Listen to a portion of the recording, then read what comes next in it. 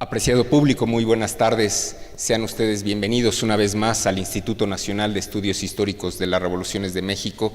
Enviamos desde luego un cordial saludo de la doctora Patricia Galeana, directora general de la institución.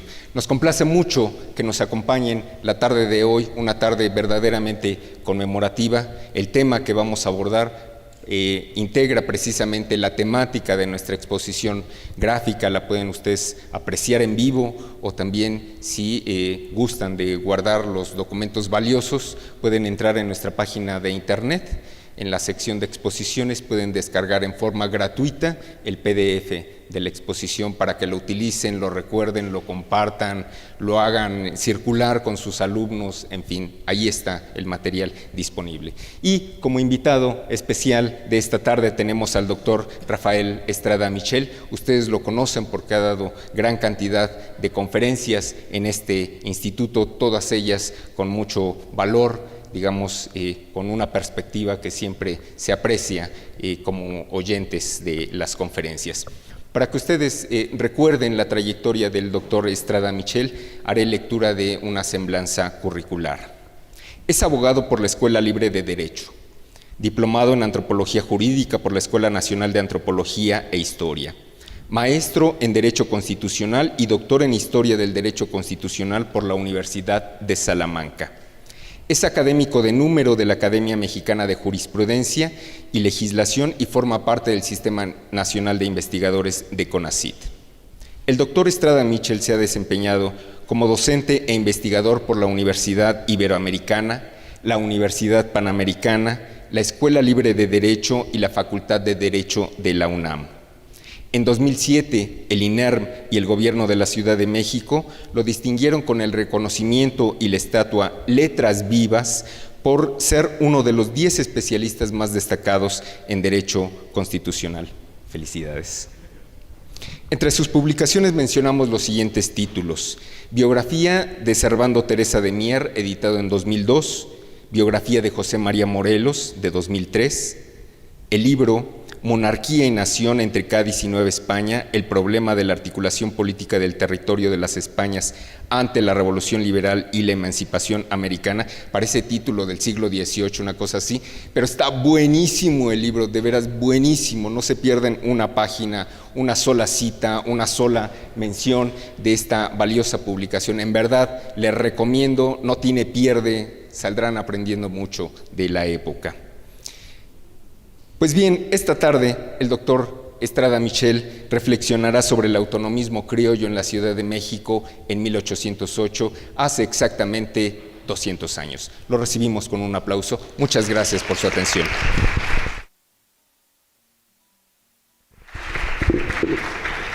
Gracias. Pues como siempre el doctor Guerrero es generosísimo, ¿no? Y peca por su amabilidad y por su generosidad de injusto en respecto a la valoración de un servidor y de su obra, pero se lo agradezco muchísimo. Y de hecho, pues no por casualidad, pero traía yo justo el libro, que ya se va volviendo un libro hasta cierto punto viejo. Monarquía y Nación entre Cádiz y Nueva España habrá salido en el año 2006, está cumpliendo 12 años, y es particularmente el punto que trato ahí sobre el autonomismo criollo, o este movimiento de los municipios de la Ciudad de México en el verano de 1808, pues el que me tiene particularmente orgulloso, porque creo que quedó bien, en el sentido de que es una etapa de la historia que, como ustedes saben, nos brincamos, por desgracia. Casi les diría yo que alegremente nos la brincamos, como si el cura Hidalgo, por alguna extraña razón, el 16 de septiembre de 1810 se haya sentido con ganas de levantarse y proclamar la independencia y dar el famoso grito de Dolores, y no hubiera pasado nada antes. Yo creo que una línea más o menos lógica, porque pues esto tiene que tener un fin, tiene que empezar en algún lado y concluir en algún lado, pero por lo menos entender el proceso de la fallida alianza entre Francia y España, lo que llevó a la desgracia de Carlos IV de Borbón en su alianza absurda, por lo demás estúpida, con Napoleón Bonaparte, la caída del favorito de Carlos IV, o más bien de su esposa, la reina María Luisa de Parma, el famoso Godoy, ¿no? Manuel Godoy, el príncipe de la paz, la caída en desgracia, precisamente en el año 1808, y lo que tuvo que ver con las repercusiones de esto en el ánimo de los criollos, no solo en la Nueva España, sino también en la Nueva Granada, en Venezuela, en el Río de la Plata, en el Perú mismo y en Guatemala. Todo lo que tuvo impacto, por lo menos debería empezar con un análisis del año 1808.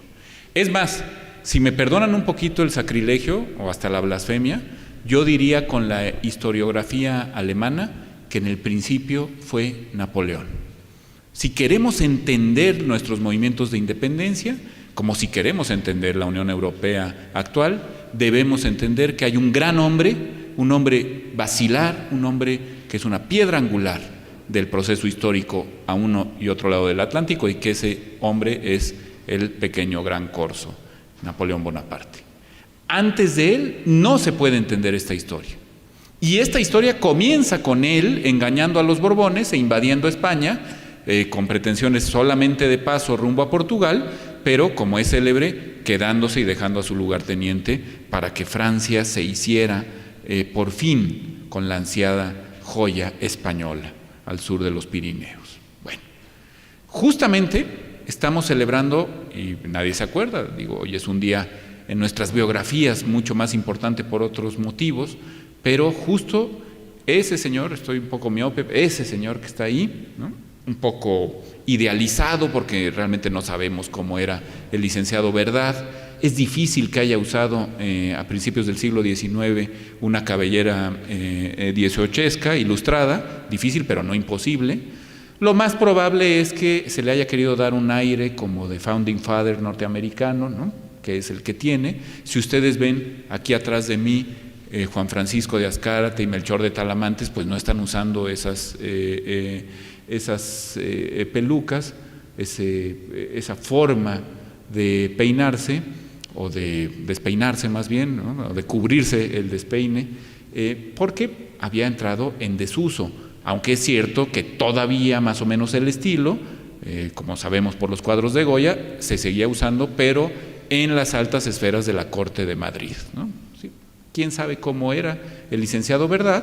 Pero el hecho es que hace 210 años, justo en septiembre del año 1808, el señor estaba preso, sin saber bien a bien de qué se le acusaba, temiendo por su vida, con justo valor, ya veremos por qué, en las cárceles del Arzobispado de México, que hoy están a un lado del Palacio Nacional y que seguramente ustedes han visitado porque tiene la maravillosa colección de arte de la Secretaría de Hacienda. Ese ex Palacio del Arzobispado fue el que albergó en sus crujías al licenciado Francisco Primo de Verdad y Ramos.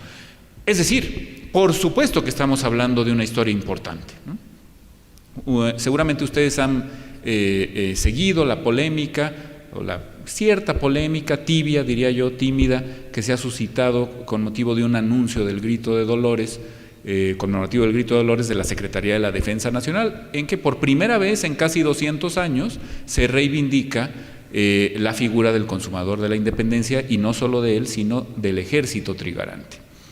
Porque al final de este anuncio, en radio y en televisión, ustedes habrán escuchado viva Iturbide y viva el ejército trigarante. Por cierto, el anuncio en la televisión también se habrán dado cuenta que confunde la figura de Guerrero con la de Allende, ¿no? En fin, son detalles, pero son detalles que importan. Bueno, no sé qué criterio se siga, de hecho nunca ha habido un criterio muy claro desde las épocas de Maximiliano para saber a qué héroes se mencionan en el famoso Grito de Dolores, ¿no? Un criterio podría ser mencionar solamente a los que participaron en la conspiración de Querétaro, y en consecuencia pues no se podría mencionar a Morelos, no se podría mencionar, como ocurría en los años 70, a Juárez, ni mucho menos a la expropiación petrolera, pues que son personajes que no tienen que ver propiamente con el proceso histórico de la independencia, ¿no? Pero recordarán ustedes que el presidente Echeverría aprovechaba para lanzar soflamas inspiradoras de historia patria, ¿no? Cabría mencionar pues solamente a los Aldama, a Basolo, Allende, al cura Hidalgo, a don Miguel Domínguez y a su esposa doña Josefa Ortiz, ¿no? A Jiménez, por supuesto, y al famoso Epigmenio Sánchez, que tuvo muy mala suerte porque fue el único que agarraron y lo mandaron a las Filipinas y en fin, ¿no? Nadie sabe para quién trabaja. pero pocos más. Realmente la conspiración de Querétaro fue pequeñita. Otro criterio que podría utilizarse es aquellos que encabezaron, que fueron los comandantes en jefe, por decirlo así, del movimiento insurgente en alguna etapa. Pero en ese sentido, pues no podría mencionarse, por ejemplo, a la corregidora de Querétaro, a doña Leona Vicario, o al propio Vicente Guerrero, que no fue comandante en jefe, ¿no? Si este fuera el criterio, tendría que escogerse alguno de los personajes del movimiento autonomista de la Ciudad de México de 1808.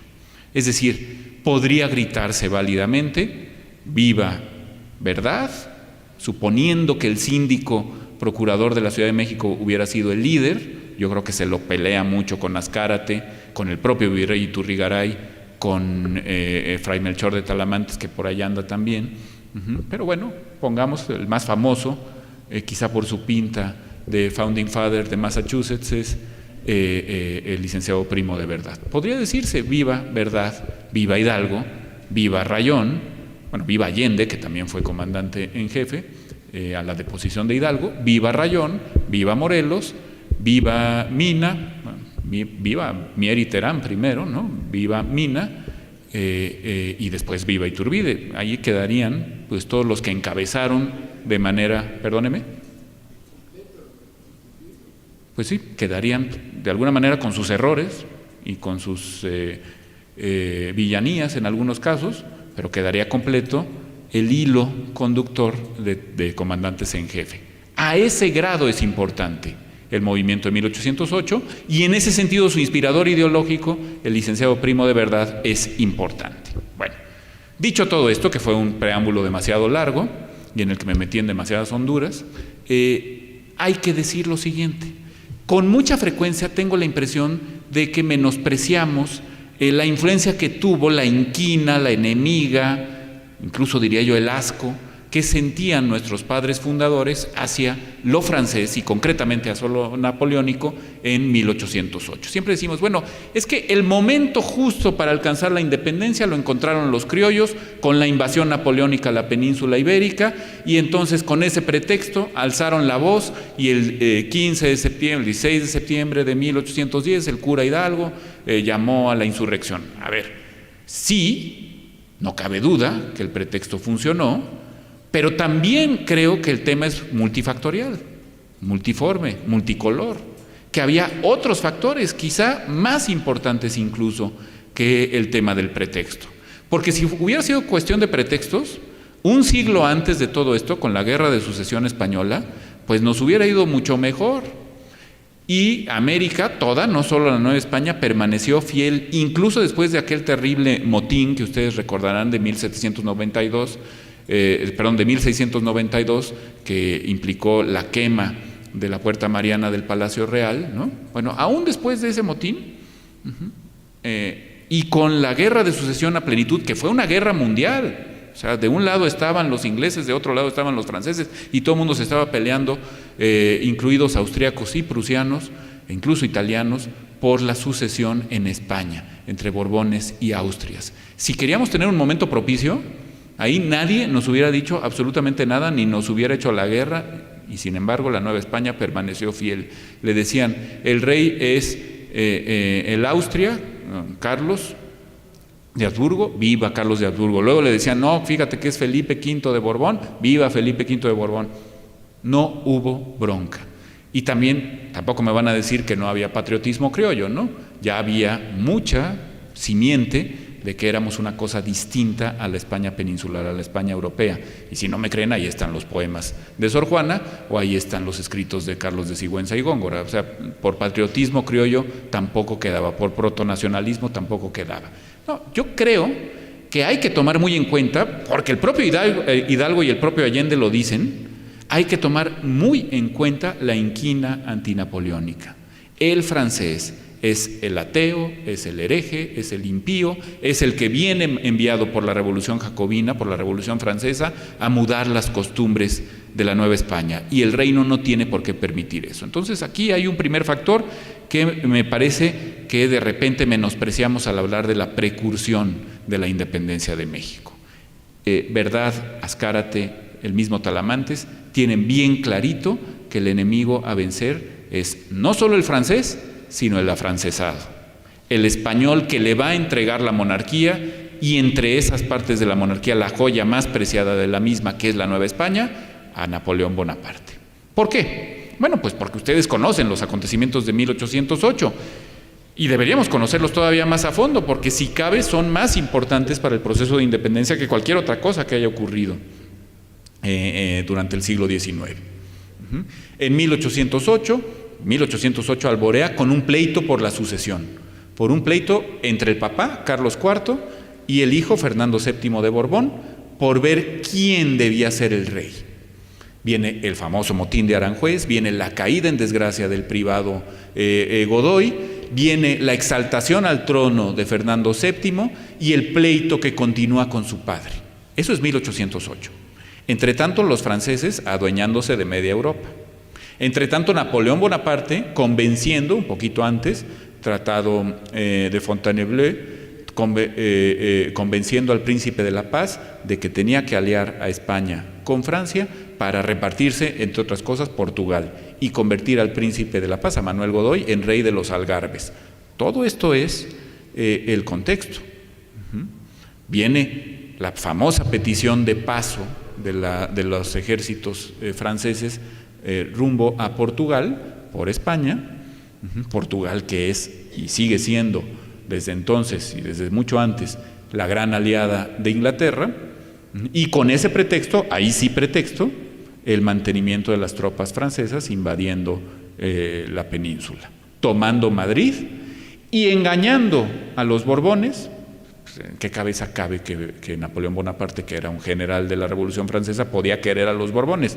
Los odiaba, eran sus enemigos naturales. Quería quitar a todos los Borbones de las casas reinantes en Europa y quería poner la famosísima nueva dinastía de los Bonaparte. Pasó en Holanda, pasó en Nápoles, iba a pasar en Italia con el rey de Roma, pasó incluso en Suecia con un general francés, el famoso Bernadotte, y llegó a pasar en España y en las Indias. Bueno, pero los Borbones se lo creyeron y se fueron alegremente con Napoleón a Bayona, a que Napoleón actuara como un amigable componedor, un árbitro de la disputa entre Carlos y Fernando.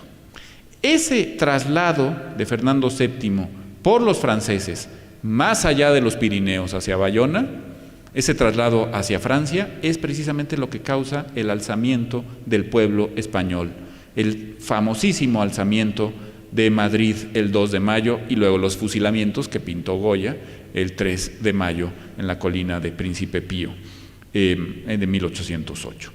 ¿Qué pasa en Bayona? Pues que el árbitro no salió muy buen árbitro, ¿va? Más vivo que cualquier otra cosa.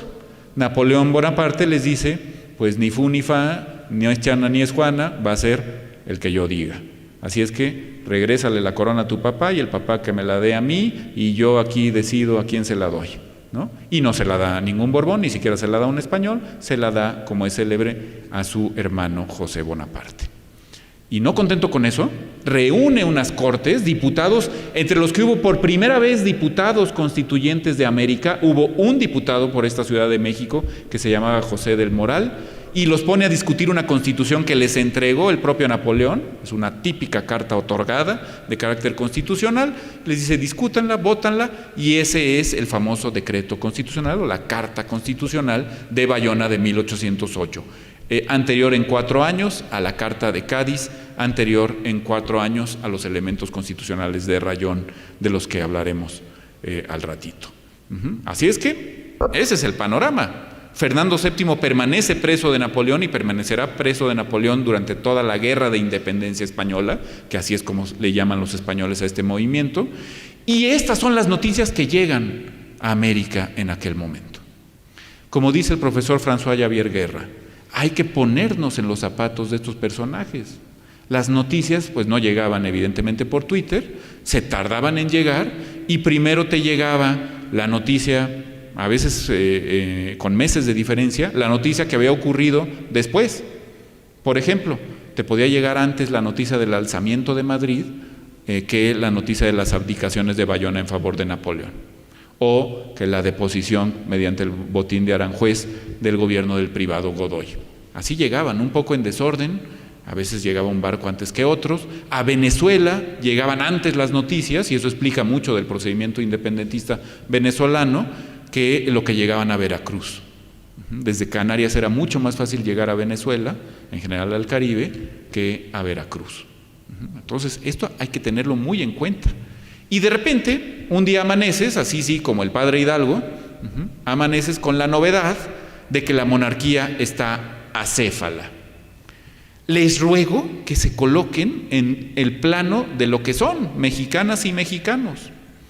Vean nada más cómo somos presidencialistas en este país. Hoy, 2018, ¿verdad? Presidencialistas para todo y por su orden, no solo el Ejecutivo de la Unión, en donde se ve muy claramente, sobre todo cuando hay una figura del peso específico del presidente electo, ¿no? Todo mundo está yendo a la colonia Roma a decirle: señor, por favor, mire usted que tengo este problema, que no sé qué, me salió un barrito aquí, ¿no? Todo. El presidente de la República lo puede todo. Esto es 2018. Lo mismo, estoy seguro, ocurre en sus condominios, en la sociedad de alumnos de la escuela del joven, en la sociedad de padres de familia, ¿no? Nadie se resigna a ser el tesorero del comité de administración de su condominio, ¿eh? No. En México hay que presidir. Si no presides, no eres nadie, ¿no? Secretario general, no. Presidente. ¿Ah?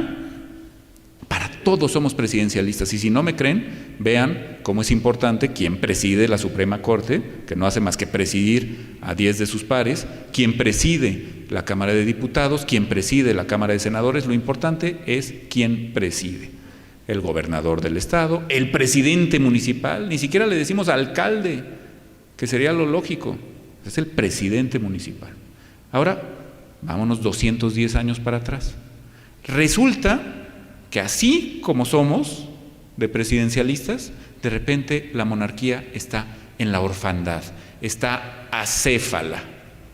Y llevaban las leyes de Indias, esto es bien importante aquí para quienes sean chilangas y chilangos, ¿no? Un momento de orgullo, por fin, después de tantos desastres, y no solo naturales. Llevaban 300 años las leyes de Indias diciéndonos que la Ciudad de México era la cabeza de estos reinos, que es puntualmente lo que significa la ciudad capital. Caput, cabeza.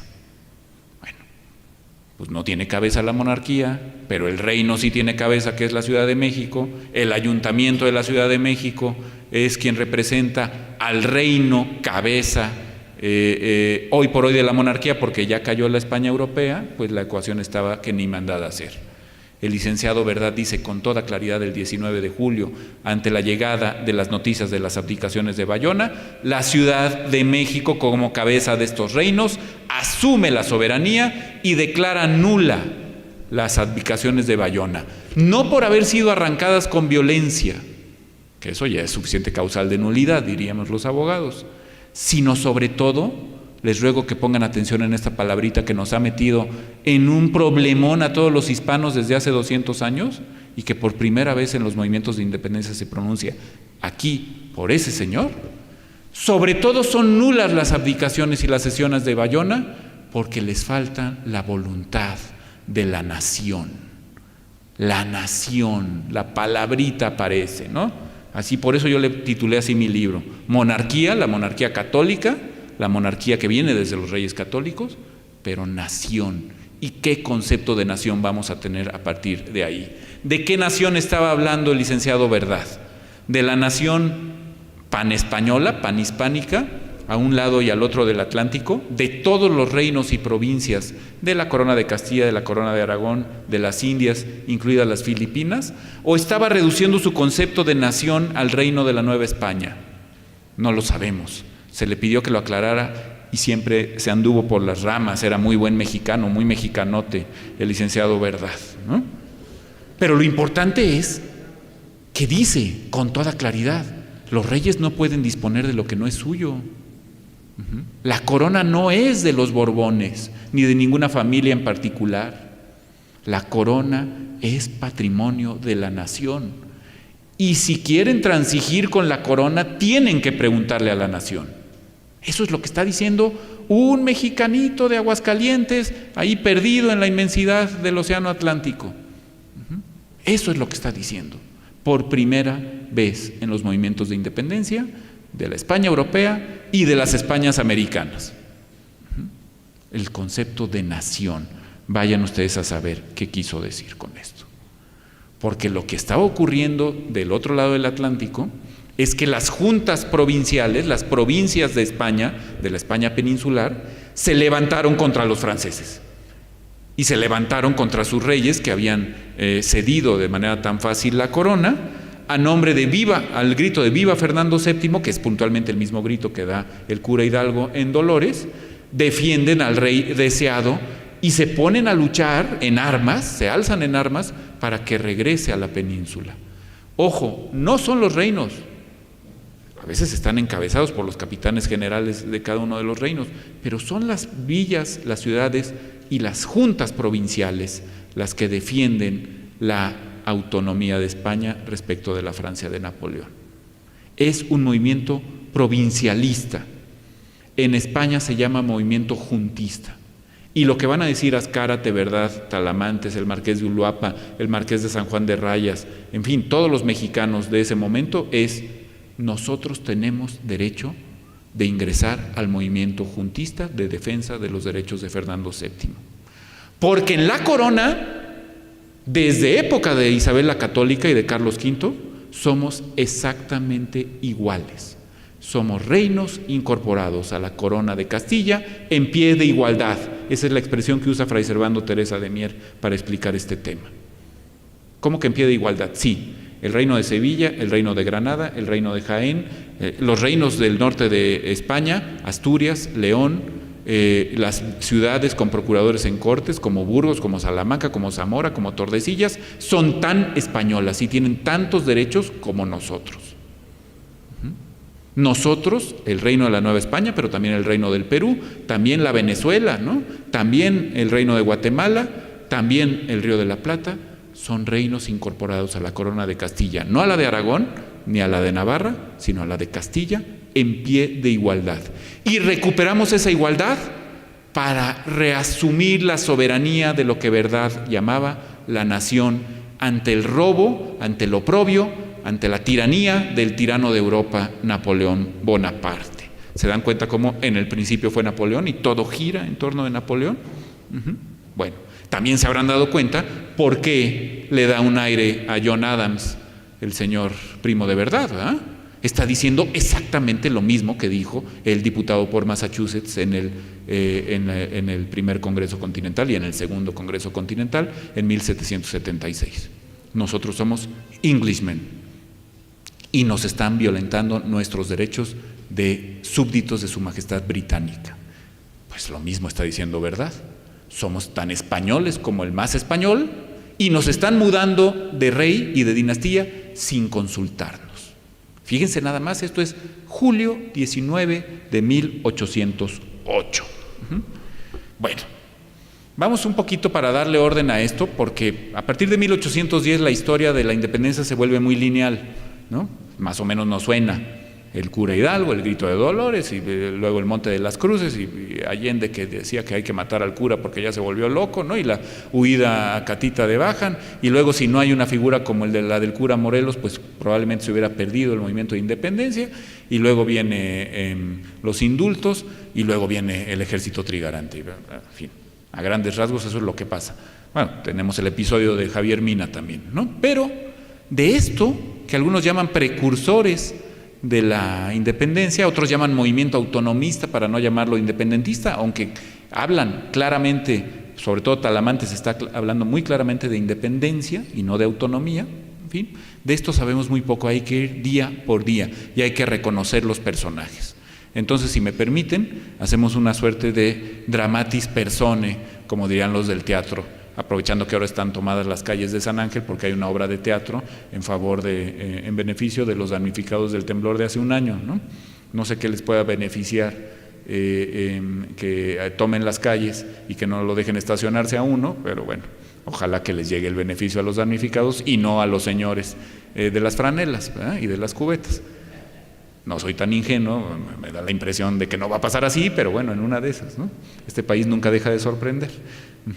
Aprovechando eso, vamos a hacerle como en el teatro. ¿Quiénes son los personajes? De uno ya hemos hablado, del licenciado Francisco Primo de Verdad y Ramos. Les ruego también que le pongan un acento, un asterisco al nombre, ¿no? Francisco. Luego les voy a decir por qué, y es bastante trágica la explicación. Pero está el virrey Iturrigaray. Y el virrey Iturrigaray, pues era un caco, como suelen ser, ¿no?, los gobernantes de este país. Era un ladrón, un caco venalísimo, como Branciforte, dice Fray Servando Teresa de Mier, ¿no? Un tipo que hacía negocios muy burdos, era un lambiscón, un lamebotas, amiguete de Manuel Godoy, el príncipe de la paz. A tal grado le lamía las botas a Godoy, que mandó poner el retrato de Godoy en la sala de sesiones del ayuntamiento, que todavía existe, es un precioso lugar, ahí donde discutían Verdad, Azcárate y el propio Iturrigaray, todavía existe en el Palacio del Ayuntamiento. Ahí había un retrato del Príncipe de la Paz. Ya ven que para lambiscones nos pintamos solitos, ¿no? Bueno, José de Iturrigaray es este virrey, como les digo, deshonesto, lambiscón, cobarde, pero no le faltaban buenas ideas, no le faltaba talento político. Y en este verano de 1808 va a ser alarde de ese talento político, a grado tal que va a tener que haber un golpe de fuerza para evitar su entronización o su eventual entronización, quién sabe, ¿no? Entonces ahí está José de Iturrigaray, que no es mexicano, sino español peninsular. Pero el que sí es mexicano es Juan Francisco de Azcárate, ¿no?, que aquí anda, este señor. Si quieren irlo a conocer, está muy probablemente enterrado en la iglesia de Santa Fe, el antiguo pueblo hospital de Santa Fe que fundó don Vasco de Quiroga, que está un poquito abajo de la avenida Vasco de Quiroga, en esa cosa que es como el nuevo Houston, que se llama Santa Fe, ¿no? Pues se llama Santa Fe precisamente por esta iglesia de Santa Fe en el antiguo pueblo. Es muy probable que ahí esté enterrado el licenciado Azcárate. El licenciado Azcárate no murió después de 1808. Es uno de los poquísimos protagonistas, el otro es el Marqués de San Juan de Rayas, quizá los Belle de Cisneros un poquitín, que viven lo suficiente como para firmar el Acta de Independencia del país en 1821. Lo firma en su calidad de vocal de la Junta, de la Suprema Junta Provisional Gubernativa que mandó erigir Agustín de Iturbide en 1821. Ese es el licenciado Azcárate. Dicen las malas lenguas, o más bien las buenas, de mi destacada y querida amiga Isabel Tobar, que por ahí dicen algunos que Azcárate no murió gracias a su gordura, ¿no? No sé si se alcance a ver, ¿no? Todo tiene ventajas en esta vida, hasta estar gordo, ¿no? Porque era tan gordo que se hubiera requerido mucho veneno privarlo de la vida. Entonces, en la hipótesis de Tobar, no murió por eso Azcárate. Así que tiene que darle las gracias a las gorditas y a los tamales y ¿no?, a la vitamina T que le dicen, ¿no? Tacos, tamales y tostadas, ¿no? Bueno, también está el Marqués de Uluapa y el Marqués de San Juan de Rayas, esta pequeña nobleza de la Ciudad de México que tiene ideas autonomistas, muchas veces independentistas, y que van a financiar poquito tiempo después el famoso movimiento de los Guadalupes, que ha estudiado también la doctora Virginia Guedea. Aquí afuerita, en estos magníficos pósters que se ponen en las rejas del instituto, ustedes pueden ver una representación de doña Mariana Rodríguez del Toro de Lazarín, que es una gran heroína mexicana de la que se habla muy poco, ¿no? Se habla mucho más de Leona Vicario, se habla mucho más desde luego de Josefa Ortiz, un poquito más de Gertrudis Bocanegra, pero se habla muy poco de Mariana Rodríguez. Mariana Rodríguez era integrante de este grupo de los Guadalupes, y Mariana Rodríguez del Toro, encargada de privar de la vida en un atentado que se iba a hacer contra el virrey Venegas, un atentado fallido que le costó la vida a doña Mariana y a su marido, por cierto. Bueno, pues los Guadalupes estaban financiados, cuando no integrados, por esta pequeña burguesía, esta pequeña nobleza de la Ciudad de México, encabezada por los marqueses de San Juan de Rayas, por el Marqués de Uluapa y poco después por los más ricos, la familia más rica del mundo, que ya desde entonces teníamos ese dudoso galardón en México, que era la familia de los Faguaga, el marquesado del Apartado, ¿no? Un personaje importantísimo es Fray Melchor de Talamantes. Fray Melchor de Talamantes es un fraile de la Merced, cosa importante porque luego va a estar en la cárcel un buen rato, y los frailes de la Merced, como ustedes sabrán, los padres de la Merced, tienen el carisma de proteger y evangelizar a la población, y ser capellanes de las poblaciones penitenciarias, ¿no? De algo le habrá servido eso a Talamantes en San Juan de Ulúa, ¿no? Donde estuvo preso bastante tiempo. No era mexicano, era peruano. Para que vean otra cosa bien interesante, las fronteras artificiales que hay en el mundo hispanoamericano todavía no funcionaban como funcionan hoy. Podías perfectamente ser integrante de un movimiento de independencia mexicano, habiendo nacido en Lima, como era el caso de Talamantes. Y hay muchos casos en América Latina al respecto. De hecho, cuando logramos la independencia, en 1823, se le concede la ciudadanía mexicana a todos aquellos, ya se decía hispanoamericanos, ya no indianos, de cualquier parte de las Indias que hubieran combatido por la independencia. Eran mexicanos. Y entonces había incluso diputados cubanos o venezolanos en las primeras cortes del México independiente, ¿no? Como ocurrió en Sudamérica también una y otra vez. Bueno, como el propio Hamilton, ya que estamos hablando de la independencia de los Estados Unidos, pues Hamilton no había nacido en Nueva Inglaterra, Hamilton había nacido en Curazao y sin embargo se entendía americano. La expropiación del término americano, esta que sufrimos hoy, y que nuestros propios gobernantes en América Latina utilizan, dicen, fui a ver al presidente americano. Oiga, señor, ¿y usted de dónde es presidente? ¿De China o del sudeste asiático? ¿No? Bueno, esa expropiación del sagrado nombre de América que decía el conde de Aranda es muy posterior, Tendríamos que esperar quizá hasta fines del siglo XIX, después de la guerra del 47, para que los americanos por antonomasia sean los estadounidenses y no nosotros. En este momento, americanos son Talamantes, Verdad, Azcárate y el que me pongan. La definición de americano se da en contraposición al español europeo. Tampoco es que dijeran somos criollos, También eso nos lo enseñan desde chiquitos, los criollos, los mestizos y los indios, ¿no? Y los españoles, ¿no? Las condiciones jurídicas son perteneciente a la República de Españoles o perteneciente a la República de Indios. Y en el medio están los mestizos en una indefinición jurídica bastante peculiar. No es que dijeran, oye, a mí dame esto porque yo soy criollo, mira mi credencial, ¿no? Que dice que soy criollo. Cádiz empieza, la Constitución de Cádiz muy liberal y lo que ustedes quieran, pero empieza con esa payasada. Porque si se te podía reputar originario de África o con orígenes en el África, reputar que pues cualquier cosa que eso pueda significar, ¿no? Vean un billete de 50 pesos, de los que todavía hay por ahí, y díganme si no se podía reputar con esos labios gordotes y esa nariz chata que tenía y la piel muy atezada como originario de África al mismísimo cura Morelos. Y sin embargo su partida de bautizo, como todo mundo sabe, dice de condición español. No dice criollo, no dice mestizo, no dice mulato ni pardo, dice de condición español. ¿Por contraposición a qué? A las parcialidades de indios, de naturales, ¿verdad? Si es que son más bien estos señores americanos, antes que mexicanos, antes que criollos, antes que españoles o indios, son americanos. En las Cortes de Cádiz se les va a llamar españoles ultramarinos, españoles de más allá del mar. Y la nación, que no definió Verdad, en Cádiz sí se define. La nación es la reunión de los españoles en ambos hemisferios. O sea, ellos y nosotros. Abro otro paréntesis, hoy que estoy muy de paréntesis, ¿no? Nosotros, qué bello es el castellano, ¿no?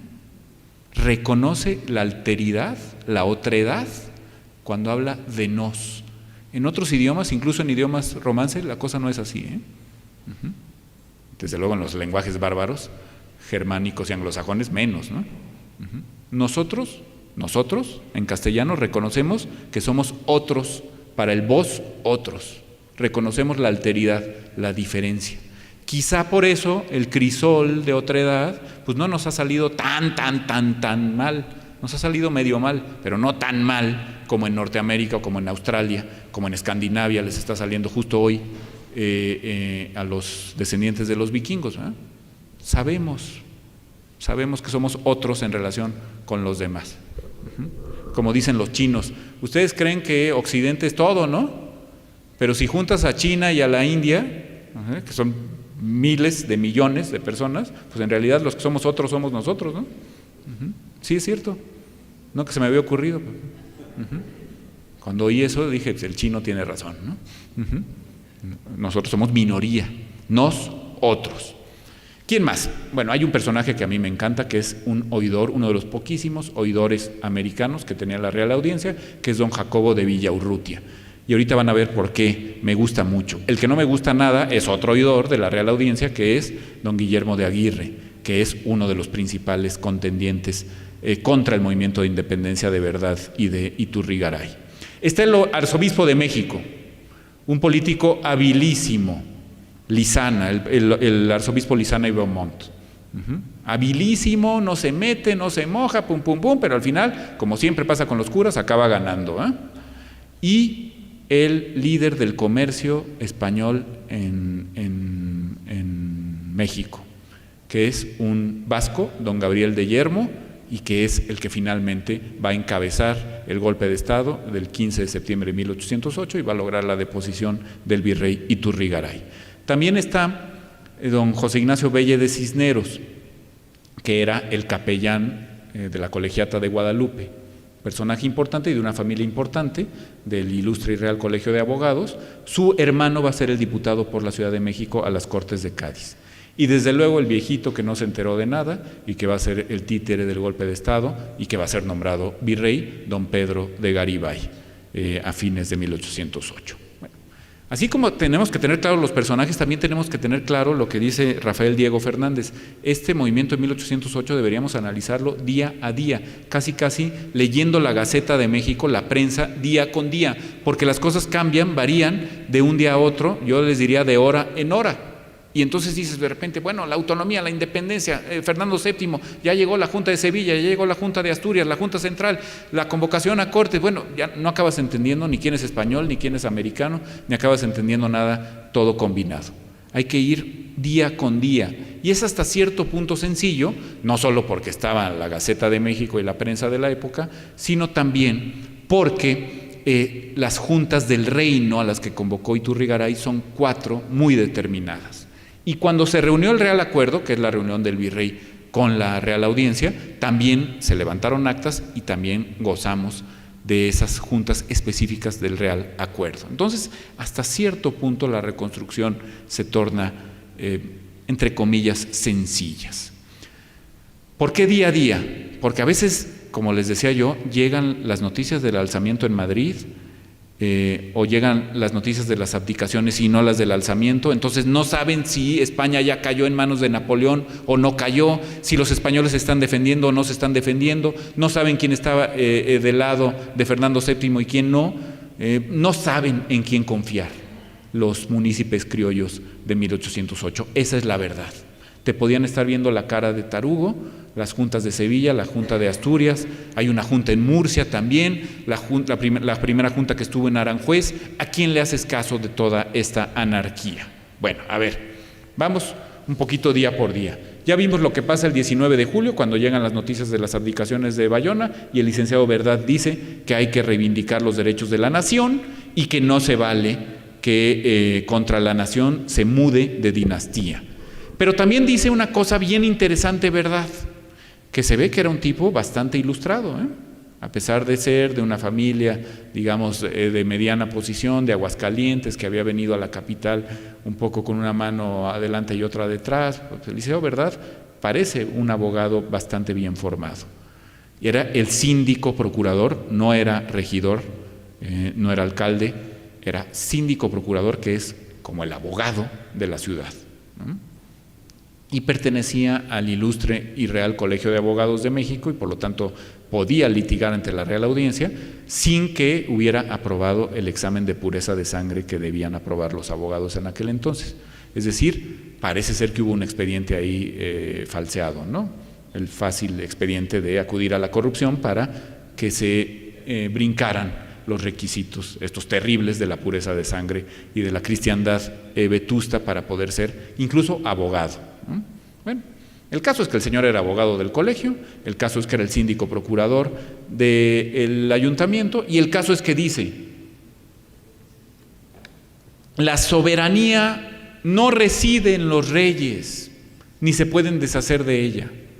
La soberanía super omnia, lo que está encima de todo, la soberanía reside en el reino. ¿Qué es esto? Bueno, pues esto nos lleva hasta la Edad Media, ¿eh? Rey más reino, en la ecuación política de la Edad Media, que pasó a la primera Edad Moderna, rey más reino es igual a comunidad política. Y la única que es realmente soberana es la comunidad política. El poder le viene a los reyes, sí, de Dios, pero a través de la comunidad política, como habían dicho los teólogos juristas españoles de los siglos XVI y XVII. La que es soberana es la comunidad política. ¿Verdad? Está diciendo que el reino, es decir, los nobles, pero también los sacerdotes y también el pueblo llano, los burgueses, los 3 estados de la Revolución Francesa, los 3 estados generales, esos conforman el pueblo, el reino, y el reino es soberano, no el rey. Por lo tanto, no puede el rey deshacerse de la corona ni regalársela a su amiguete Napoleón sin que concurse la voluntad del reino. Y por eso propone que se renueve el juramento de fidelidad de la Ciudad de México al virrey. Ojo, pero no en su calidad de virrey, en su calidad de otro yo, alter ego del rey. La figura del rey, que no podía estar en todos los reinos de la monarquía, evidentemente, porque no tenía don de ubicuidad, la figura del rey tiene un sustituto en Indias, un alter ego, un otro yo, que es el visorrey, el virrey. Y por eso se renueva el juramento en la persona de Iturrigaray, de esta muy noble, muy leal e imperial, fíjense cómo se llamaba, ¿no? Muy noble, muy leal e imperial Ciudad de México, cabeza de los reinos y provincias de la América septentrional. Se renueva el juramento a Fernando VII a través de la persona de su virrey. Y Fray Melchor de Talamantes, que no era miembro del ayuntamiento, pero que era muy cercano al marqués de Uluapa, que era un regidor del ayuntamiento, como ha quedado dicho, Fray Melchor de Talamantes lanza su idea de que este reino que ha renovado el pacto de fidelidad al rey a través de la persona del visorrey y que tiene además la recuperación de la soberanía como un reino incorporado a la corona de Castilla en pie de igualdad, tiene derecho, es más, tiene el deber de convocar a un Congreso Nacional, ojo con la palabrita, Congreso Nacional de procuradores, de diputados, de las villas y ciudades de la Nueva España. Es más, dice de la América septentrional. ¿Y por qué es importante que distingamos entre Nueva España y América septentrional? Porque la América septentrional no es solo el Reino de México, no es solo el virreinato de la Nueva España. Son también las comandancias de provincias internas, allá en el norte, vayan ustedes a saber hasta dónde podía llegar en la imaginación, hasta el Oregón o hasta Alaska, si me lo preguntan, ¿no? Podía, y de hecho incluía al Nuevo Reino de México, a la Alta California, a Coahuila y Texas, ¿no? Todo eso. Y luego hacia el sur incorporaba a la América septentrional el Reino de Guatemala, que no es la actual República de Guatemala, que tantos ejemplos de valentía nos está dando el día de hoy en su combate contra la corrupción, ¿eh? Haríamos muy bien en voltear, todo el día estamos viendo a los gringos, ¿no? No, fíjate lo que hacen los guatemaltecos, ¿eh? Y vas a ver que están bastante más civilizaditos que nosotros, ¿no? Por lo menos dan ejemplo de bravura y de legalidad, ¿no? Pero no es solo la República de Guatemala, sino las otras repúblicas que ustedes conocen de Centroamérica. Esas integraban el Reino de Guatemala en la América septentrional, incluso un actual estado mexicano, el estado de Chiapas, ¿no? Y incluía también el Caribe español, Cuba, Puerto Rico, Santo Domingo, la parte española de Santo Domingo. Y en una de esas incluía hasta la Florida, las 2 Floridas, ¿no? Bueno, todo eso en la idea de Talamantes, debía elegir diputados para reunir un congreso en la Ciudad de México, cabeza de estos reinos, que representara a la nación. Y aquí sí ya no cabe hacer distinciones. Si Verdad no había hablado con claridad de la nación mexicana, Talamantes comienza a hablar con mucha claridad de México como una nación distinta a España y distinta a Sudamérica. México, la América septentrional, una nación en sí misma. De hecho, el licenciado Azcárate dice: hay que quemar ese libelo, ese opúsculo, ese librajo del fraile Talamantes, porque es un libro incendiario, es un libro insurgente, es un libro rebelde contra el rey, y nos van a echar la culpa de que nosotros estamos asusando para la convocación de este congreso. Pero nadie sigue a Azcárate, señal de que a Iturrigaray y a Verdad les gustaba la idea. Desde luego a Uruapa le encantaba, y a San Juan de Rayas también, les encantaba la idea de convocar un congreso. Es una idea 2 años anterior a la convocación de las Cortes de Cádiz, que es exactamente la misma idea, nada más que con diputados de toda la monarquía. Y hay quien dice: oye, pues es que igual y Talamantes hasta pensaba convocar también a diputados de Sudamérica y eventualmente de las juntas provinciales europeas. Pues en una de esas, y hubiéramos trasladado la casa y corte de la Corona de Castilla a la Ciudad de México. De hecho, el Marqués del Apartado, como es célebre, le construyó para esos efectos a Carlos IV un palacio que está ahí enfrentito del Templo Mayor, ¿no?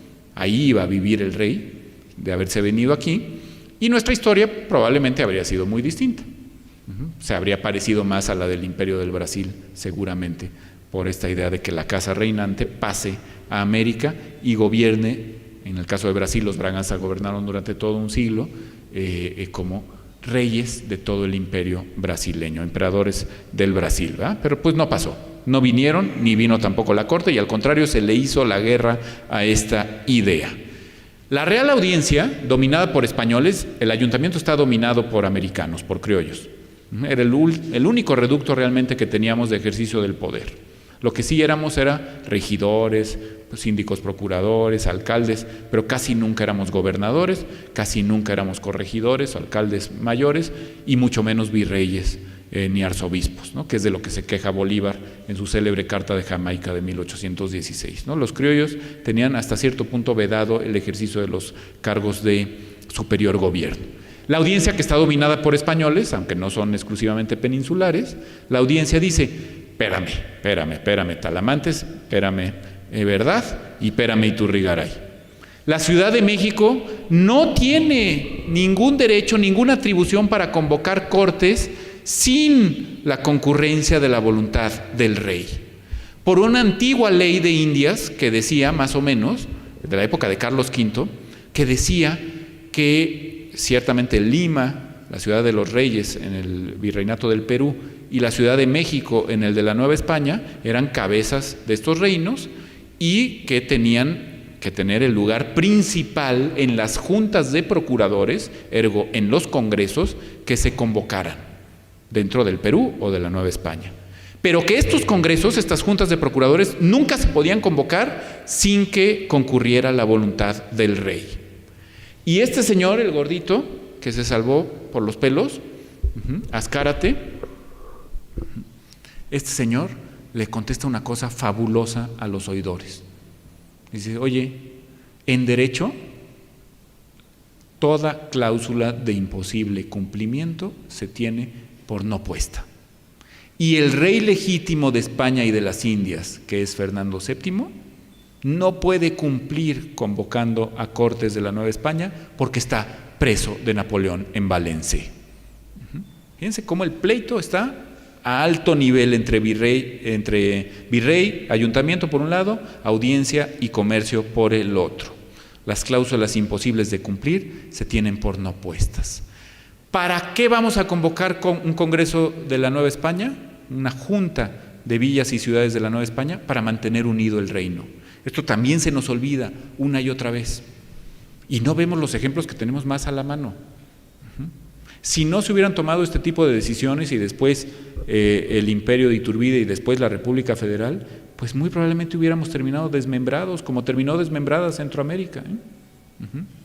Era urgente mantener la unidad, no de la provincia, porque no era una provincia la Nueva España, sino el Reino de México, que así se llamaba, El reino de la Nueva España tenía que permanecer unido. ¿Y cómo iba a permanecer unido? Convocando un congreso de representantes, de procuradores de sus villas, ciudades, y dicen, y lugares, así, ¿no? Y lugares, o sea, puebluchos. Lo que no alcanzara la categoría de villa o de ciudad, le dice Talamantes, lugares, ¿no? Ayuntamiento y virrey proponen unirse entonces al movimiento juntista y ya tienen noticias de que hay juntas provinciales de defensas de los derechos de Fernando VII allá en la península. Hay que convocar a juntas del reino, no al Congreso todavía que quería Talamantes, sino, dice Iturrigaray, a las principales figuras del reino que están todas en la Ciudad de México. Esto le debe haber caído fatal a los tapatíos, ¿no? Que también tenían una audiencia, la audiencia de Guadalajara. Y sin embargo no se convoca a las grandes figuras de la nobleza, del clero, ni de la pequeña burguesía tapatía, sino solo a la chilanga, con 2 o 3 excepciones, porque curiosamente sí se convoca a 2 representantes de la villa de Jalapa en la Intendencia de Veracruz. ¿Por qué? No sé, pero firman los representantes de Jalapa. Y también firman lo que es, siempre criticamos y la Nueva España y que la opresión y que pobres los indígenas, sí, pero nosotros no hacemos nada por nuestros pueblos indios o hacemos muy poquito, ¿no? Por nuestros pueblos indígenas. Y estas juntas del reino están firmadas por los caciques y jefes de las parcialidades de indígenas del Valle de México, O sea, concurrieron a las juntas del reino a las que convocó el mismísimo virrey de la Nueva España. Hoy nuestros políticos encumbrados se toman una foto con el alcalde de San Juan Chamula, pues nada más en campaña, ¿no? Y eso así porque queda muy bonito y le dan el bastón de mando y ya nunca los vuelven a ver en 6 años. Aquí en la junta en donde estaba el virrey de la Nueva España estaban las cabezas de las parcialidades de San Juan Teotihuacán y de Tlatelolco, ¿no? Así nada más, para abrir boca. Y San Juan Tenochtitlán, que también había una parcialidad de indígenas que se llamaba así. Bueno, las juntas del reino se reúnen 4 veces, como ya les dije. El 9 y el 31 de agosto y el 1 y el 9 de septiembre. En la primera junta se decide no reconocer a la Suprema Junta de Sevilla, autonombrada Suprema de España e Indias. Manda un representante, uno de ellos, de apellido Jáuregui, era cuñado de Iturrigaray, y se ve que no le caía nada bien, porque entonces dice, no le vamos a hacer caso a mi cuñado, no vamos a reconocer la soberanía de la Junta de Sevilla, porque no nos queda claro que Fernando VII haya nombrado junta representante de sus derechos a la de Sevilla. Y al día siguiente, con tan mala suerte para los comisionados de Sevilla, llega un pliego de la Junta de Asturias, en Oviedo, en donde dice, no le hagas caso a los sevillanos, la Suprema de España e Indias somos nosotros, la Junta de Asturias. Y entonces Iturrigaray dice, no, bueno, esto ya parece feria, ¿verdad? Todo el mundo es supremo, pues en realidad nadie es supremo. Díganme quién tiene la representación de Fernando VII, o mejor déjenme formar mi propia junta, ¿no? Les digo que no le faltaba talento de argumentación a Iturrigaray. El 13 de agosto de 1808 se renueva el juramento de toda la ciudad, ya no solo del ayuntamiento, de todos los estamentos de la Ciudad de México, que era capital de este reino, y por lo tanto se renueva el juramento de fidelidad a Fernando VII de todo el reino de la Nueva España, el mero día de San Hipólito, que como ustedes saben se conmemora la entrada de Hernán Cortés venciendo el sitio de Tenochtitlán hace casi 500 años, ¿no? El 13 de agosto era el equivalente al 15 y 16 de septiembre de aquella época. Entonces tiene un marcado simbolismo que el 13 de agosto la Ciudad de México vuelva a jurar a Fernando VII. Y el 27 de agosto el Santo Oficio de la Inquisición dice, no, espérenme. Verdad, Azcárate y los regidores y hasta el propio Iturrigaray han incurrido en herejía.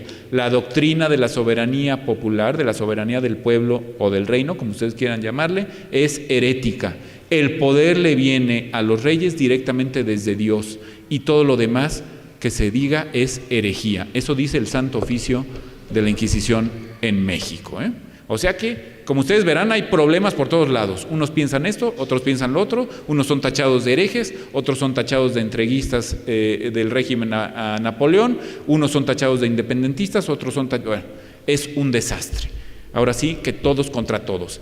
Y lamiéndose los bigotes Iturrigaray, que como buen político no podía dejar de ver que a río revuelto ganancia de pescadores, ¿verdad? Y que en una de esas se nos ocurría a los mexicanos, parece ser que contaba con el entusiasmo del licenciado Verdad, se nos ocurría decir, bueno, ya basta de desastres, tenemos un virrey al que ya juramos, pues de una vez lo hacemos rey, ¿no? Su mujer era muy ambiciosa y seguramente también estaba por la labor de convertirse en reina de la Nueva España, ¿no? Entonces, pues, al comenzar septiembre de hace 210 años, podía pasar cualquier cosa en la Nueva España. Al declararse supremas todas las juntas europeas, España ha caído en anarquía, dice Iturrigaray. Y entonces, cuando se da este pleito entre Sevilla y Asturias, Iturrigaray se decide hacerle caso a Talamantes y convoca un congreso.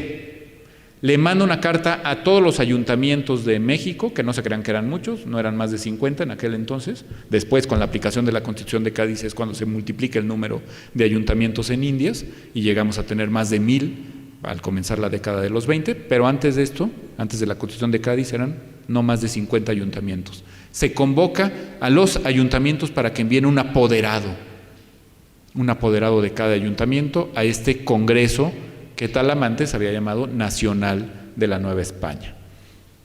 ¿Y qué dice la Real Audiencia? ¿Qué dice el oidor Aguirre? No, espérenme. Esa reunión de apoderados de cada ayuntamiento se va a parecer en demasía a los estados generales que hicieron la Revolución Francesa en 1789. Y no lo dice Aguirre, pero lo digo yo, se va a parecer en demasía al Congreso Continental que se reúne en Pensilvania, en Filadelfia, en Pensilvania, en 1775. ¿No? Cuidado con esas reuniones, porque de ahí lo único que va a salir es una revolución. Y una revolución más tremenda, más ateísta, más independentista que la revolución que estamos tratando de evitar de la mano de Bonaparte. Pues claro, medio conocían lo que había pasado en las 13 colonias, ¿no? Y no había pasado hacía demasiado tiempo.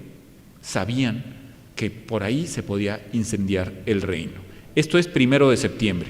Iturrigaray parece dueño de la situación, convoca a los apoderados de los ayuntamientos, sigue habiendo comida, que esto es bien importante, mientras en España, en la España peninsular, comienza las hambrunas, comienza la guerra terrible que pintó Goya, comienza la gente en Madrid y en Cádiz a comerse a las ratas, y después de las ratas se comían a los gatos, y después empezaron a comer a lo que hubiera, ¿no? Las escenas son tremendas. La Nueva España, como no está invadida por los franceses, mantiene sus cosechas, mantiene su autosuficiencia alimentaria, se puede dar ciertos lujos, incluso envía dinero para combatir al francés, a las juntas provinciales en España. Iturrigaray, insisto, está dueño de la situación, o cree estar dueño de la situación. El 9 de septiembre, la última junta del reino, dice que urge reunir al Congreso para conocer la voluntad del reino de la Nueva España en casos hipotéticos. ¿En qué casos hipotéticos? 3 sobre todo.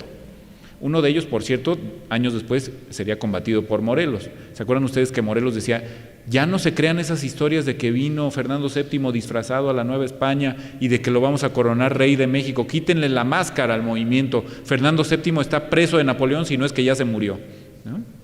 Bueno, una de las hipótesis que maneja Iturrigaray es probablemente Fernando VII se evada de su prisión en Valencé y llegue a Veracruz, y entonces necesitamos tener un congreso de las ciudades y villas de la Nueva España que lo reconozcan como rey, que lo juren in situ como rey. Vuelvo a pedirles que se coloquen en la situación de aquel tiempo, ¿no?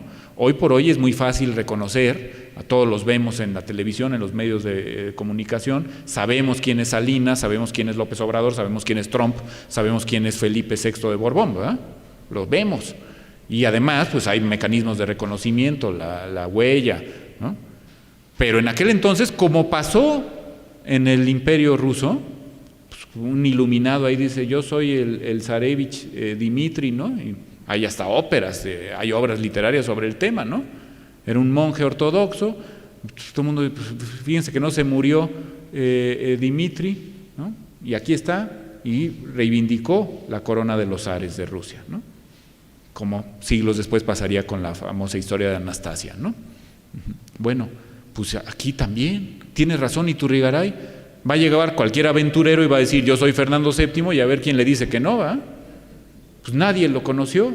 Es que no nos damos cuenta, de veras no nos damos cuenta de cómo han cambiado los tiempos, pero ustedes nada más piensen que un hombre que amó tanto a España, que incluso dijo, vamos a desatar el nudo sin romperlo, ¿no? Que independizó este país ofreciéndole la corona del Imperio Mexicano a los españoles, y que era hijo de españoles, nunca puso un pie en España, en la España peninsular. Me estoy refiriendo a Agustín de Iturbide. O sea, ¿qué noción de España podía tener este señor que nunca estuvo ahí? ¿No? Así eran las cosas. Claro, llega Fernando VII, o un tipo que se hace pasar por Fernando VII, y a ver, dile que no es, ¿verdad? Con tantito que imite el acento español, y para como somos de malinchistas los mexicanos, sí, mira, es el rey, ay, ¿no? Y le ofreces a las hijas y véngase a bailar su majestad y no sé qué tanto, ¿no? Bueno, esa era una hipótesis. Otra hipótesis es que la princesa del Brasil, que era una borbona española, la princesa Carlota Joaquina, que tenía el plan de venir a México, llegara a las costas de Veracruz y asumiera la regencia de la monarquía católica. Y dice Iturrigaray, y si eso ocurre, ¿quién le va a decir que no a la princesa Carlota Joaquina de Borbón, que está en Río de Janeiro? Se había casado con un Braganza, con don Joao, ¿no? ¿Quién le va a decir que no a esta señora, ¿no? Esa es una segunda hipótesis. Y una tercera y la peor, ¿qué pasa si José I Bonaparte nos envía un virrey? ¿Qué pasa si el lugarteniente de Napoleón, el gran duque de Berg, que se apellidaba como el gobernador de Oaxaca, por cierto, Murat, Joaquín Murat, ¿qué pasa si Joaquín Murat nos manda un virrey? ¿Quién le va a decir que no? De hecho, llegaron a llegar representantes de José I a la Nueva España diciendo, bueno, pues ya las cosas cambiaron, ahora su rey se apellida Bonaparte y los va tenía razón Iturrigaray.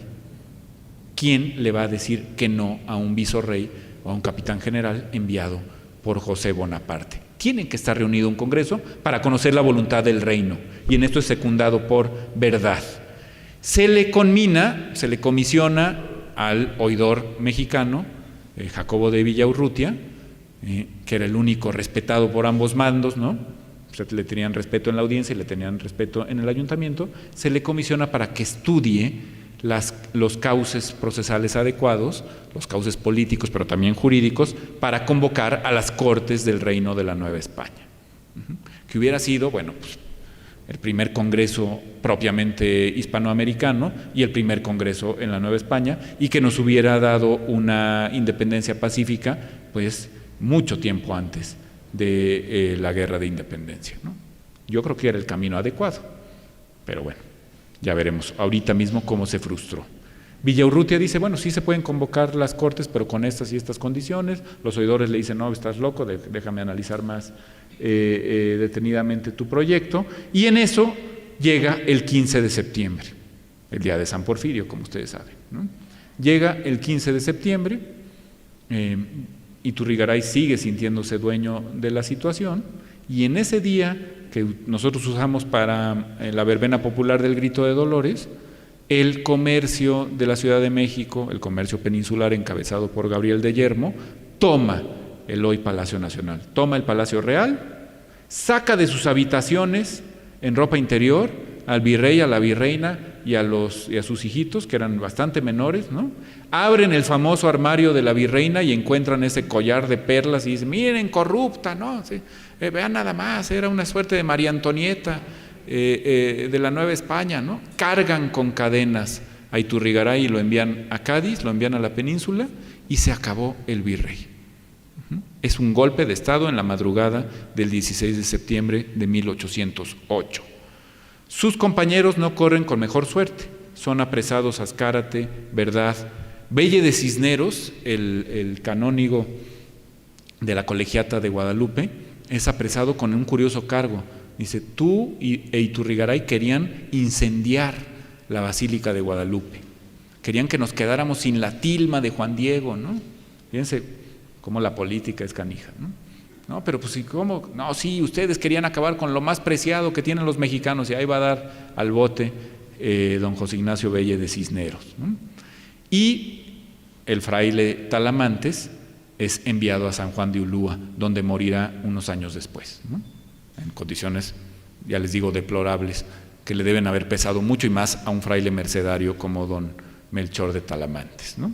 Bueno, ¿por qué les decía que era importante cómo se llamaba Francisco Primo de Verdad? Porque como es célebre gracias al Libro Rojo, ¿no? Francisco Primo de Verdad es encontrado muerto en extrañas circunstancias el día de su santo, el día de San Francisco, el 4 de octubre, en las Crujías, en la cárcel del Arzobispado de México. ¿Lo mataron? ¿No lo mataron? ¿Se suicidó? ¿No? Esos suicidios tan raros de 3 balazos por la espalda, ¿no? Ahí está el dibujo en el Libro Rojo de Rivapalacio, ¿no? El pobre licenciado Verdad colgado, como lo encontraron sus carceleros en la mañana del 4 de octubre, ¿no? Colgado de la pared. ¿Quién sabe bien a bien qué pasó con el licenciado Verdad? Lo que sí es que pasó un mes verdaderamente infernal en la cárcel del obispado. Y el obispo Lizana, pues como no queriendo la cosa, ¿no? Se mantuvo del lado de los peninsulares, pero tampoco era demasiado descarado al respecto, ¿no? Era un hombre, era un buen político, un buen conciliador, era padre espiritual tanto de criollos como de europeos y desde luego de indígenas. Entonces, como que no tomaba mucho partido, pero en este caso no le quedó de otra más que votar con la audiencia la deposición legal, cumpliendo con los requisitos legales, de José de Iturrigaray como virrey, porque decían, Iturrigaray se quiso exceder en sus facultades, se excedió en sus funciones, y la legislación de Indias nos permite al arzobispo y al Real Acuerdo, a la audiencia, nos permite deponer a un virrey que ha incurrido en actividades, en actitudes tiránicas. Y por eso ni siquiera hubo pliego de mortaja, nadie se esperó a ver quién era el virrey que hubiera nombrado el rey deseado en caso de existir, de subsistir el Real y Supremo Consejo de Indias, ¿no? Vamos a nombrar al primero que pasó ahí, ¿no? A un mariscal, el mariscal Pedro de Garibay, que era un hombre de mucha edad, que ya no andaba para pelearse con nadie y que hizo exactamente lo que el comercio, la audiencia y el arzobispo le dijeron que hiciera. Don Gabriel de Yermo, por cierto, como que le dio cargo de conciencia. Se le ofreció después por las Cortes la Real Condecoración de Fernando VII como héroe de la Guerra de la Independencia Española, porque Gabriel de Yermo había depuesto al tirano Iturrigaray y había mantenido fiel a la Nueva España, a la madre patria, y Yermo no acepta la medalla, señal de que tenía algún cargo de conciencia. Dice, no, la verdad es que no obré bien y no estoy muy orgulloso de eso, y ahí permanecerá después Yermo con una vida bastante en la oscuridad, a pesar de ser el líder de lo que hoy llamaríamos la Cámara de Comerciantes más poderosa de la Ciudad de México. Garibay, don Pedro de Garibay, el nuevo virrey, inmediatamente, ipso facto, reconoce a la Junta de Sevilla como suprema de España y de las Indias. Y entonces se acabó la crisis constitucional. Ya teníamos una junta, la sevillana, encima de nosotros, mandándonos, ya ni para qué convocar cortes de la Nueva España, y vamos a esperar qué es lo que sigue en los acontecimientos de la península. Lo que seguirá será que la Junta de Sevilla se une a otras juntas provinciales, marcadamente la de Valencia, la de Murcia, terminan convenciendo a la de Asturias y generan la célebre Junta Central. La Junta Central, que estará presidida por el conde de Florida Blanca, aquel viejo ministro de Carlos III, y que va a convocar a América a que envíe representantes a su seno. Los reinos americanos teníamos derecho de enviar un representante por cada virreinato o capitanía general a la Junta Central. Esto conforme a la convocatoria del 22 de enero de 1809. Y con eso nos daban así como un caramelito, ¿no? Mira, vas a gobernar España porque vas a tener representantes tuyos en la Junta Central. Sí, nada más que mayoritarísimos.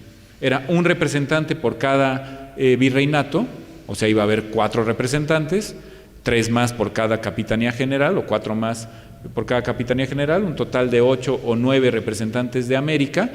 Y en cambio, las juntas provinciales de la península, pues todo mundo, hasta Chamberí, ahí, Lavapiés, cualquier barrio de Madrid tenía su representante en la Junta Central, ¿no?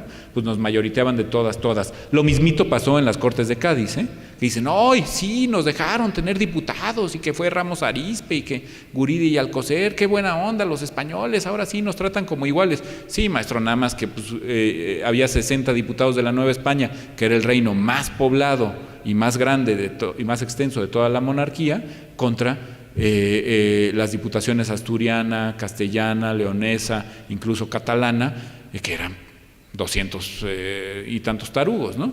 Te ganaron todas las votaciones. Eso sí, ganaban los debates, pero pues los debates sirven para 2 cosas, ¿no? Los mayoritearon también en las Cortes de Cádiz. El 22 de enero de 1809, esto estoy seguro que como buenas mexicanas y buenos mexicanos que son, les va a hervir la sangre un poquitín. A mí también me da coraje, El 22 de enero de 1809, la Junta Central de España dice, y los invitamos a que envíen a sus representantes, porque América nunca más será una colonia de España. Nunca habíamos sido colonia, Si ustedes recuerdan mis palabras en esta tarde y en todas las demás en que he estado encargado de aburrirlos en este sacrosanto recinto, jamás he dicho la colonia, Me chocan esas cursilerías, el México colonial, ¿no? Vamos a tener, es que este hotel es colonial, pues esto no eran colonias, ¿no? Eso eran las 13 colonias, que es otra historia en cuanto a organización. Éramos reinos incorporados a la corona de Castilla en pie de igualdad. Pero los liberales de la Junta Central peninsulares nos están diciendo, ya no son colonias, ahora son parte integrante de la monarquía. Hombre, muchas gracias, desde 1521 en el caso de México, pero bueno, te agradezco el detalle de reconocérmelo, nada más que estamos en 1809, ¿no? Esto no le podía generar ningún tipo de aprecio a los americanos, una minoría ridícula y que te concedieran como gran regalo ser parte integrante de la monarquía, en minoría en representación en la Junta Central. Y para muestra 2 botones del mismo año 1809. El alzamiento en Quito, la primera acta de independencia que se firma en Hispanoamérica, que es la del Reino de Quito en 1809, y la conspiración de Valladolid de Michoacán, en donde expresamente los conspiradores, Michelena y García Obeso, reivindican que ante lo que les había ocurrido a Azcárate y a Verdad, no quedaba otra que alzarse en armas contra el régimen tiránico, opresor de los gachupines, como empieza a llamárseles, en la Nueva España. Es decir, claramente los conspiradores de Valladolid están muy molestos por lo que había ocurrido en el verano de 1808 en el Ayuntamiento de la Ciudad de México. Con mucha claridad están muy molestos por la deposición y el encarcelamiento del virrey Iturrigaray. Con mucha claridad están molestos con la muerte del licenciado Verdad. Es una de las causas de la independencia. Y el que los españoles no nos traten en pie de igualdad y nos den graciosamente la calidad de parte integrante de la monarquía, que en la Junta Central no tengamos paridad representativa, como luego no la vamos a tener en la regencia y luego no la vamos a tener en las Cortes de Cádiz, son causas de la independencia. Así es que no solo es la inquina contra Napoleón, que lo es, sino también esta idea de que los españoles ahora sí nos están oprimiendo. Los españoles europeos creen que la nación española solamente es la península y que no puede abarcar a todo el inmenso imperio de las Indias. Como ustedes saben, el 16 de septiembre de 1810, el cura Hidalgo da el grito de dolores.